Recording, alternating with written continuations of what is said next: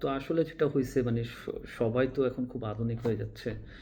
আমিও ভাবলাম যে না একটু আধুনিক হওয়া দরকার। এআইর যেই পরিমাণ যুগ যাচ্ছে আমার মনে হলো যে আমি যেহেতু অনেক টাকা কামাইতে চাই, সবাই চায়। আমিও ভাবলাম যে তাহলে এআই ইউজ করে আমি অনেক টাকা কামায় ফেলবো।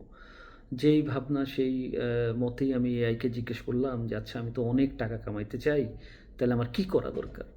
তো এআই আমাকে বলতেছে টাকা কামাইতে হলে তোমার যেটা লাগবে সেটা হচ্ছে হার্ড ওয়ার্ক, তারপর ডেডিকেশন, তারপর মোটিভেশন, আর হচ্ছে কাস্টমার বেজ। তো আমি চারোদিকে তাকাইলাম, আমি অনেক চিন্তা করলাম এই যে এগুলা কই পাবো আমি? Hard work, dedication, customer base, motivation, এগুলো আবার কোথায় পাওয়া যায়? আমার মধ্যে তো এগুলো কিচ্ছু নাই। বুঝলাম হবে না বড়লোক হওয়া। শেষ।